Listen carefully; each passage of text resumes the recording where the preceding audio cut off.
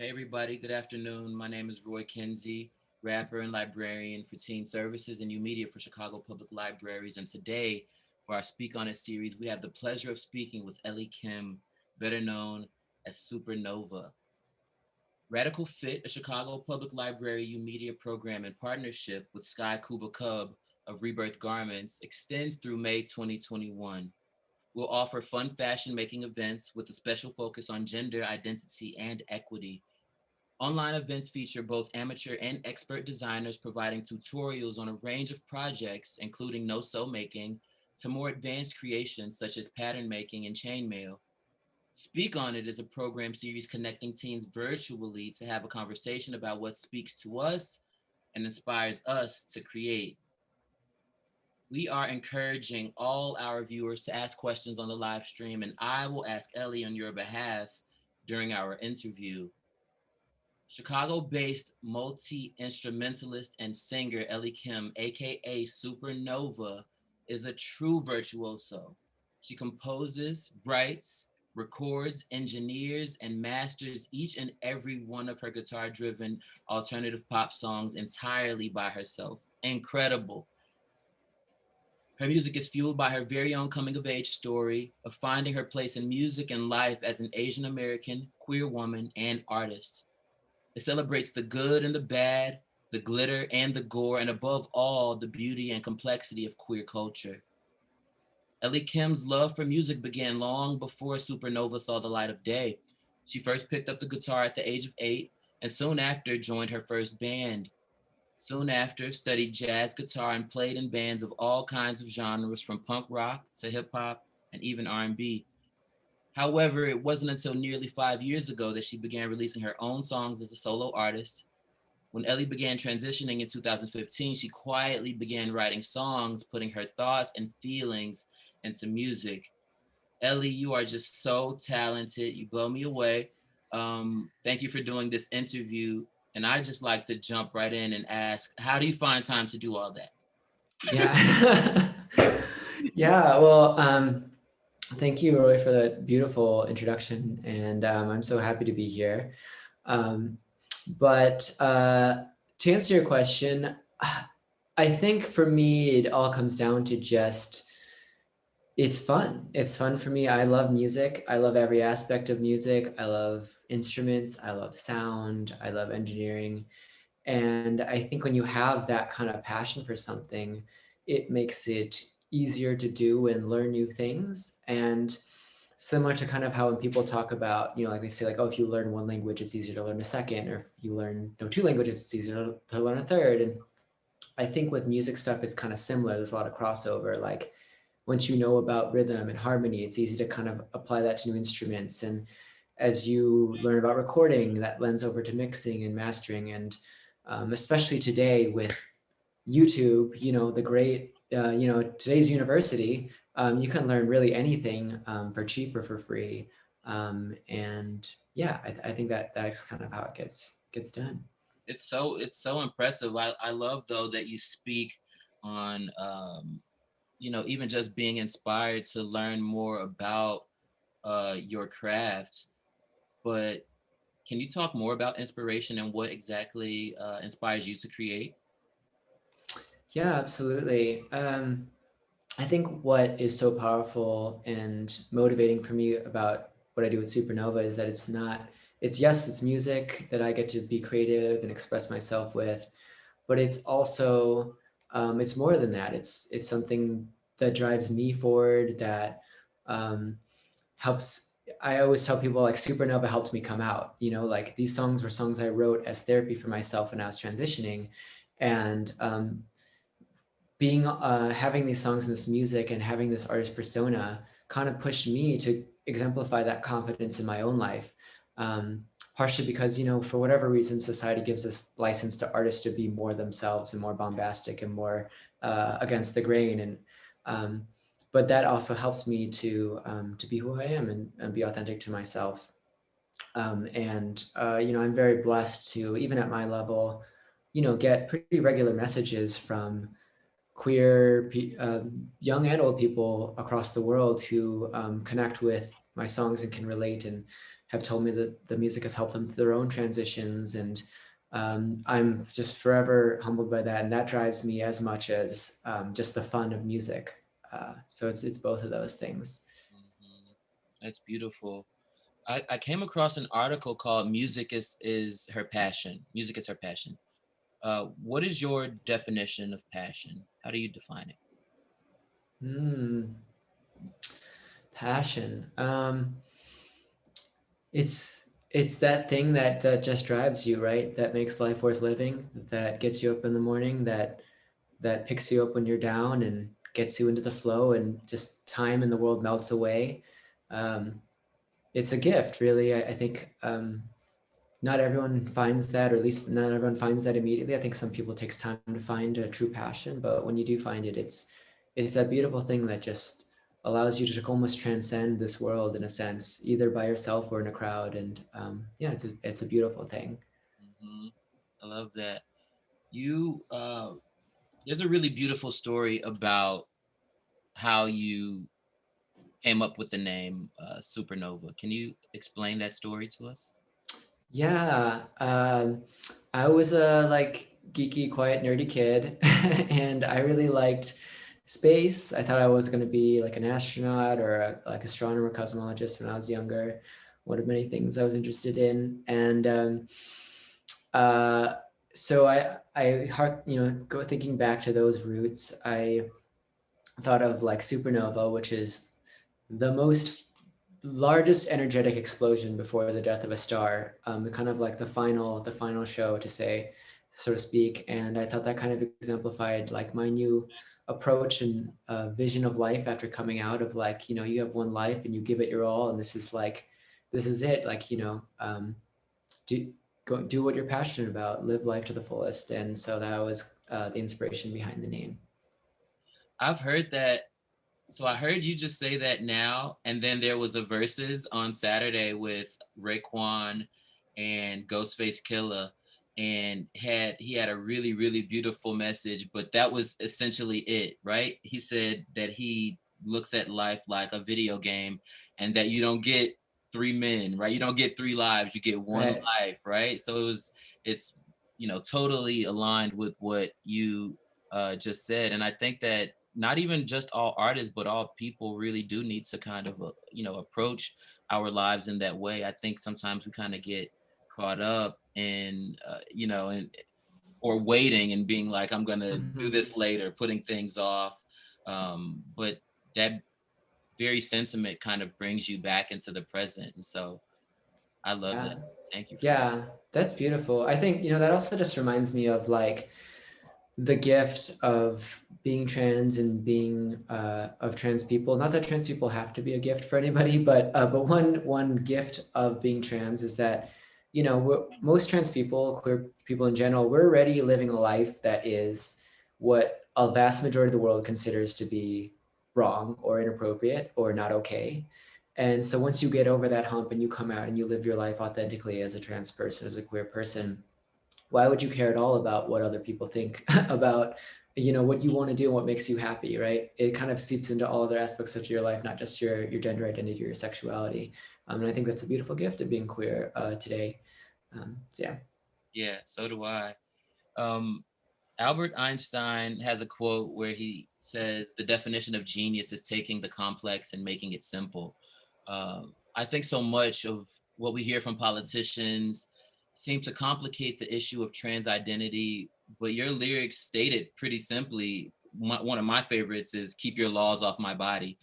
Can you tell me how you came up with these lyrics, and also where so many go wrong when discussing and thinking about trans identity? Hmm. Yeah, it's a complex question. I think, well, okay, I'll answer the first part first of the lyrics. Yeah, a lot of my lyrics are pretty straightforward. There's not any like, I don't get into my own humility. Like I'm not really that great of a poet. Like I can't really get really complex. Like a lot of other artists, a lot of my lyrics are pretty bare. But at the same time, um, I think two things. One, like I do believe that when I write lyrics that I'm kind of like a vessel, like I have some conscious choice of what the words I'm picking, but also like I feel like there's these ideas and concepts floating in the air that intermingle with like the various energies and spirits that I have, and they just coalesce in this kind of magical moment that you can't explain, and that surprises you every time it happens in this joyful way. Um, but at the same time, for me, the things that usually resonate the most with me, maybe just because I started playing in like a lot of punk bands where it's like the most over the top, obvious, just like bare emotion of what you're feeling. I think that also plays into the plain statedness of of a lot of my lyrics. Um, and to the second part of trans identities and what was the second part of that question? I hope I'm asking this right, but I just wanted to know where do we go wrong? Where do many go wrong? Not me, but like politicians and Mm-hmm. when thinking about trans folks. And Oh, yeah, yeah. I think it's like so many other oppressed people of people not having had the lived experiences making judgments and determinations about those people, right? I mean, um, from every facet, from politics to healthcare to the medical industrial complex to the prison industrial complex, um, it's cis people making decisions about what's best for trans people, and that's fundamentally flawed, right? It's trans people should always be driving what's best for trans people, obviously. um, as to like the larger question of trans rights in this country and in the world, it gets really complex. It's a lot of various factors mixed um, with archaic ideas of religion, of white supremacy, and homophobia and transphobia that could be its own novel of things of how we got to that point. But yeah, yeah. yeah, absolutely. Thank you for that. Mm-hmm. Um, Going back to lyrics, I was listening and I was just like so blown away by the clarity, right? There's a clarity that exists in your writing. What advice do you have for young writers and musicians who want to start or get better at their crafts and specifically writing? Hmm. I would say, there's really no secret. I mean, it's one of those things of two things. One, of just doing it. It's like it's if you do it every day, you're only going to get better at it, right? And that's true of anybody. And most artists I know approach it in that way of like consistently putting out work and writing and creating things, and also to acknowledge that you will write terrible stuff. I have written so many terrible things that I'm ashamed if anyone ever saw them, but I Same, don't. I write them and same. throw them away, right? Exactly. Yeah, you know it, right? I mean, like, and every successful artist that I've ever seen in the mainstream or in the indie world has had a similar experience of like, I was terrible at this when I started, and then I did it every day for years. And then, you eventually get less terrible, and then you get kind of good, and then you get to a place where you're comfortable, right? Everyone goes through that. And that happens at different times for different people. So don't just get discouraged if you write a couple songs and you're like, oh, it doesn't sound like, Kendrick Lamar or something, like tomorrow. Like it's gonna take some time. Everyone, it takes some time. And so don't be discouraged. You are going to get there. You're going to get better. And just keep doing it, and just stay inspired and hungry, and just absorb as much art as you can from various genres and everywhere. And it'll all come together inside of you into this original art form. I love that. That's one of the things we were speaking briefly before we jumped on today. And one of the things that I wanted to do with my artistry, especially when I was kind of in a rough time, what people I guess would call writer's block. One of the things that helped me is kind of returning to the craft as a fan. And can you speak on that? Can you speak on being a fan of music and and that role in you creating? Absolutely. I mean, I'm sure there's some artists there who, it might be lopsided, but I think myself and a lot of artists, it's like we're fans of music first. And um, you have to be excited about your art and other people's art and be inspired. And I think that's definitely been a hit, like in the past year, not being able to see live music and see other artists. I mean, you can listen to recorded music, of course, but I feel like a lot of us, myself at least, have had writer's block because of that, of like, I don't go out as regularly and get inspired like I normally did seeing live musicians in Chicago or elsewhere. Um, and I think that's so important to the writing process, of just staying inspired and being inspired by other people and letting that coalesce within you. Um, I think it was like Salvador Dali or someone said that like there can be no creation without imitation. And I think it's this idea that like most artists, you start with what you love. You're like, these things move me and I want to get as close as I can to them. And then you like this thing and you're like, oh, I love that. I'm going to try to imitate that as best as I can. And then you do a couple things. And then eventually those all kind of get mixed up inside of you in some unique, magical way. And then it ends up becoming something that's none of those things entirely, but all partially some of those things. And I think for a lot of people, again, everyone has a different process, but that's a common process, and certainly the process for me, to being creative and original. Yeah, I love that. Okay, so I was gonna have a question that I didn't write, but you just inspired me because you said it twice already. You've Yeah. said the word magic twice today, and I couldn't form my question, but now I really just kind of want to ask, what is the role of magic in your life and in your creative process? Mm. For me, like I think of it kind of like that, like magic in like kind of a spiritual kind of sense, like this Yeah, undefinable. It's so important. I just like I think both in the sense of like in my process practically to write things, like I try to let like fate or magic or the world or whatever take over in terms of like my approach to writing, of like feeling out what comes naturally and going with it.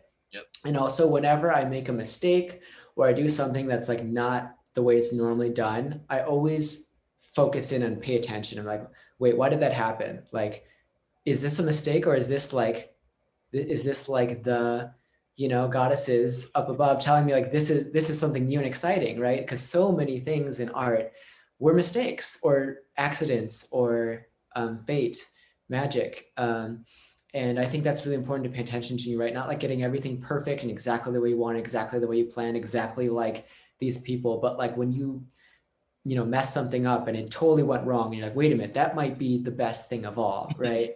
Sometimes that's the best in every essence, in writing, in recording, in performing, um, producing, in every element of that. I think that's a really powerful way to approach creativity. yeah. So do I. So do I. Um, can you speak to the need of representation in your music and the responsibility that you've taken on as a musician? Yeah, I think it's so important. And I can only speak to my personal experience, but when I grew up, there wasn't really any, certainly no transgender musicians. At least, if I mean, I'm sorry, they were, but they weren't accessible to me as a child growing up in, Midwest suburbia in the 90s, 2000s, and even less Asian Americans in mainstream music, and certainly no Asian American trans musicians that were accessible to me at the time. And so for so long, I internalized that, and I just never thought I could be a musician. Even when I was doing it, even when I was playing in bands, even when I went to school for music, I always thought that I'm not a real musician. I'm pretending to be, because there's no Asian queer musicians. That's not a thing. No one's going to want to hear, up until 5 years ago, I just thought no one's going to want to hear a trans woman with a deep voice singing. Like, that's ridiculous. That's never going to happen. I internalized that so much, and for so long delayed putting out even my music SuperKnova. I think I talked about this in other outlets, but my friends really had to goad me to put out my songs, because they were like, oh, this is really good. And I was like, no one's going to want to hear this, because I internalized it so much, because nobody looked like me growing up. And it took a long time to undo that. And I think it's better now, certainly, thankfully. We're still not there yet. Obviously, there's still not a lot of trans representation, certainly not in mainstream music. Not as that many Asian Americans in mainstream music as well. And so I think it can have a profound effect to see someone who looks like you, who talks like you, acts like you on a screen, on YouTube, and a stage, as a young person. So I think it's so important. Hmm. Yeah, absolutely. Um, we've had a devastating time over the past months witnessing an uptick in discrimination, violence, even murder against Asian Americans. Being Korean, being American, how are you moving through these times and how are you doing? Yeah, no, thank you for asking. I think it's a difficult time. You know, I definitely had to take some time to process last week after those violent murders in Atlanta and just kind of be in community. I think it's this double-edged sword of like these tragic things coming to light, but for just like it was with a lot of other social justice movements, you know, like I as an Asian American was not morbidly not surprised. I mean, like I've experienced, you know, plenty of racist people in my life and have known that America at large does not treat Asian people as the same as they treat white people, and that their racism affects Asian people in a profound way. And I think that people are starting to learn about these things, and it being getting more coverage is important. Um, I think it's complex because in this country, you know, it well, first I'll start off by saying the obvious things, which is the scope and scale of racism systemically and violence against Asian Americans is incomparable to the scope and scale of systemic racism and violence, police sanctioned violence against Black people in America. Those are just completely incomparable. And I would go even as far to say that Asian American social justice in America owes a great debt to Black activists and Black activism within America for our movement, because so much of the framework and foundation of Asian American activism is based off of the work and labor of Black activists. But that being said, I think that we share a common oppressor and common struggle in what we're fighting for, and that we face similar axes of oppression from uh, um, like in representation, in police violence, and just general white supremacist beliefs about what you can and can't be in this country if you don't have a white face or you're not a white person. Um, the first thing I thought of was after the Atlanta murders was Vincent Chin, who was an Asian American in, I believe, the 80s in Michigan. And this was at the height of, you know, the Japanese automakers kind of coming to the fore and a lot of layoffs happening in American car plants in Michigan because of that rising competition. And these white auto workers who were laid off murdered this Asian American man, this young Asian American man named Vincent Chin. He was 27, I believe, and he was like celebrating a bachelor party. He's about to be married and start a family, and they pulled him out and they murdered him. And um, those men were charged and given a $3,000 fine was their sentence for the cold-blooded murder. And the reason they said was, oh, it's not racism. I don't know if there was hate crime legislation at the time. There might not have been, but they said, oh, it's not about race. We were just angry. We were having a bad day. And that just made me, that was the first thing I thought of when the Atlanta police officer said, oh, he was having a bad day. It's not race. He said it wasn't racism, so it's not racist. Well, I mean, we all know that it's racist, right? And that there's these threads of history and violence against non-white individuals in America. They're all connected, right? Those things and the indifference to these murders. These are all things that have happened throughout history. They're not new, and they're connected to the same kind of violence against people of other races in America.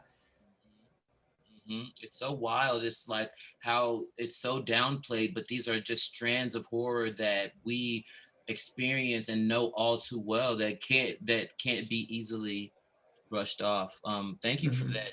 It was just so well said. I appreciate. Thank you for that. Absolutely. Kalile says hi. Oh, hey, well, how's it going? Thanks for coming.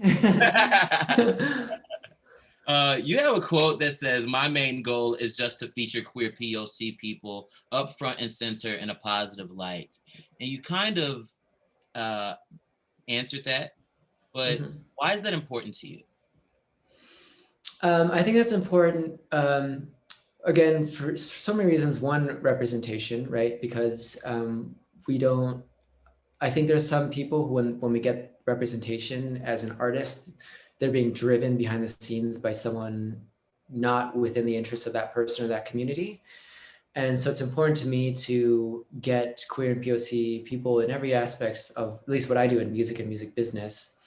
Um, I always say that like as long as I can control it, like a, a white cis man will not be a part of any part of SuperKnova in any facet of my level, from production to management to any part of it.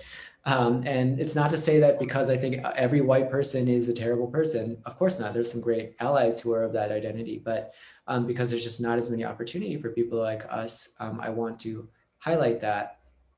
And I think also, I talk a lot of, we've talked about me mixing, producing, recording all my own music. I do that obviously first and foremost because I love it and it's fun. I also do it to save money because it's free, but also because then I can control, like no one gets to influence the art other than me. I get to have creative control and no one can take that away from me. And I think that's another powerful aspect of today's music, and so much of what you can do by yourself as opposed to 20 years ago, which you needed someone's money, typically a rich white man's money, just to get an album recorded, and you don't have to do that anymore. So I think that's a really powerful thing about today. Yeah, so do I. Glitter and Blood is my favorite song. Can you tell us more about what inspired that song? Oh yeah, that song is kind of just about like, being fed up with just everything in the world. This, it's still going on today, but at the time I wrote it, I think this was a year or 2 years ago now, there was just so much going on with the past administration in this country, presidential administration, and bans of trans people in the military, and all these legal protections being removed in schools for trans kids, and transgender individuals in healthcare, and people debating our right to exist, basically. Um, and it's just about kind of like, like just being like, forget this, just celebrating who you are and just like channeling all that energy and rage and joy also through song. And that's kind of what was born out of Glitter and Blood. Yeah, I absolutely love that song. Um, so in your music, and I'm gonna make this a double question because we have about 2 minutes. So mash up two questions together. Uh, on LSD Heartbreak, you talk about therapy. You were talking about therapy, how you began writing songs as your therapy. Um, I would like to ask you about the role of therapy in your life and in your creative process. Yeah, I think therapy was a huge part. Formal therapy, like seeing an actual therapist, was such an important part. And having access to a gender affirming therapist was critical for me to be able to smoothly transition in a healthy way. Um, and I think it's having that access can be life saving for so many people, not just queer people, of course, but people in general, and being able to work through generational trauma and just the difficulty of being alive in so many situations in today. Uh, there's also the element of like therapy of like music and art and community. Um, I think that can be just as powerful too, having people support you and having an outlet and having a place to channel your emotions and introspect and um, discover yourself. For me, that's through art and through music, but through, so many other things you can do. I think that's absolutely important and life-saving for people to have. Yeah, yeah, absolutely. Uh, what advice do you have for young creators? My advice for young creators would be to just do it. I mean, kind of like I mentioned before, don't be afraid. You don't need anyone else's permission or approval to start making art, especially if it's music. Really, any art form, to just start doing it and going for your dreams and making art. I think that wherever level you are now, and especially for music, it's like working at that level will get you to the next level and the next level and beyond. And it's so easy to start with so many free software um, programs and plugins out there that are available now to get started with music. I think it's been easier than ever. Um, and I think that just recognizing that you have something unique and beautiful to share with the world, no matter who you are. This is a fact. No one else has the same unique life experiences that you do. No one has the same unique combination of talents as that you do. You have a unique story. And that is something that you may not have or know today, or maybe in a year or 3 years or 5 years. It might take you some time, but you'll have it, and someday you'll find it, and it will be absolutely beautiful. And I can't wait to see it.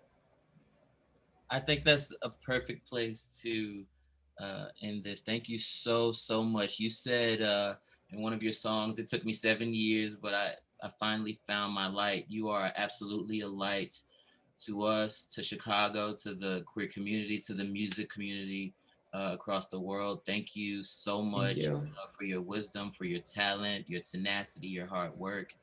It's been such a pleasure talking with you. So thank you. Thank you so much. Thank you, Roy. And thank you, Yumita, for having me. Yeah, definitely. Again, Speak On It is a program series connecting teens and creatives virtually to have a conversation about what speaks to us and inspires us to create. Join us as we welcome Jasmine Henry Jordan, performer and writer with the Neo Futurist, and Jenna Anast, a multidisciplinary artist, on April 20th, 2021. My name is Roy Kinsey, rapper, librarian. I appreciate you tuning in to this conversation, this episode of Speak On It with Ellie Kim, aka SuperKnova. And see you next time.